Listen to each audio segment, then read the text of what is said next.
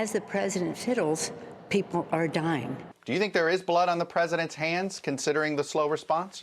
Or is that too harsh of a criticism?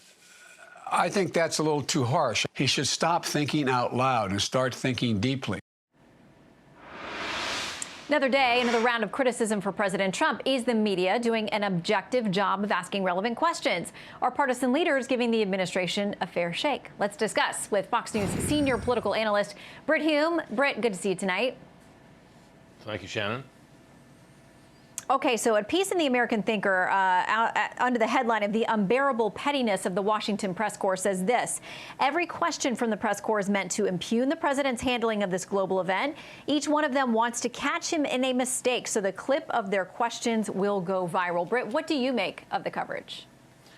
Well, I do think that some in the White House press corps in particular conspicuously not to include our own John Roberts, who I think has played this very straight and very ably. But too many of them are still trying to, play the old game that you do of asking these questions intended to show that something that Trump said previously was inconsistent with something he said. That's fine for normal times. These are not normal times. Those briefings that are being held at the White House are really a fount of information. Some of it's provided by Trump himself, although he spends a lot of time bragging and saying what a great job they're doing and getting into tussles with reporters who ask him annoying questions. But even from him, there's real information. Mike Pence does a good job of summarizing what's being done in the government and to help the states.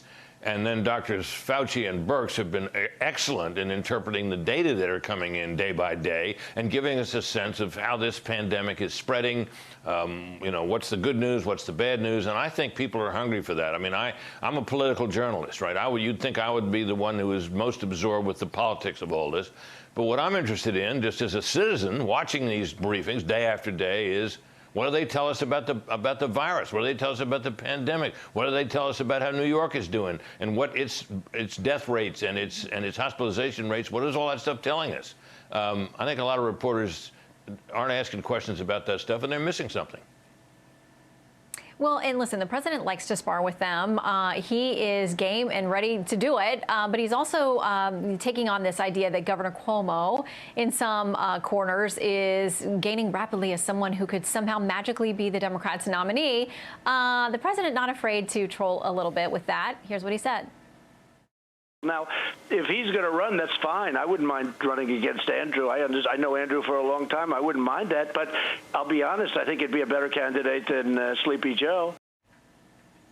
The New York Times, under the headline, what the Cuomo 2020 fantasy says about 2020 reality, says this: the Cuomo flirtation, such as it is, seems most instructive for what it says about those drawn to it, reviving a persistent trope among Trump-era Democrats, the romanticizing of prospective party saviors, even at this point in the nominating calendar. And there are new polls out that Democrats still have serious questions about Biden. 15% of Bernie Sanders supporters say they'll go, if Biden turns out to be the guy, they're going to go over and vote for Trump. I mean, it sounds like Democrats are still looking for that one person they think can be the best match against President Trump. Well, I think another reason for that, Shannon, is that since his quite sharp debate performance in his last round with Bernie Sanders, Biden's been struggling, and he's been off the campaign trail because everybody is, and he's been doing these pieces out of a home studio in his house. And he's had some seriously awkward moments doing that. And he doesn't have a job. He doesn't have a role. He can't get up and do what Cuomo, for example, is doing, which is to brief about the efforts that are being made in his bailiwick to deal with the issue. And Cuomo, who can be quite eloquent at times, has been philosophizing about this whole matter and so on.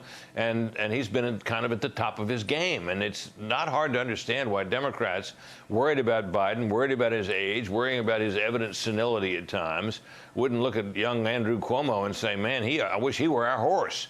The mechanics of it, though, as the New York Times editorial suggests, are pretty hard to imagine. I mean, we're going to have a convention. There are going to be delegates, whether it's a virtual convention or an actual convention, it remains to be seen. But, the candidates who have amassed the delegates in the primary process are going to be the ones with people voting for him in that convention.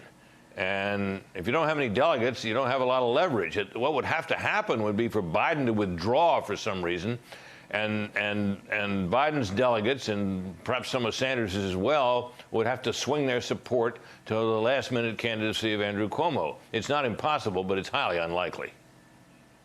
Yeah, a lot of interesting numbers in the Washington Post ABC News poll. And they come on the day that Bernie reassures his followers he is not dropping out. Could make things very interesting. Brit Hume, thank you always for your time. Good to see you. Okay, thank you, Shannon.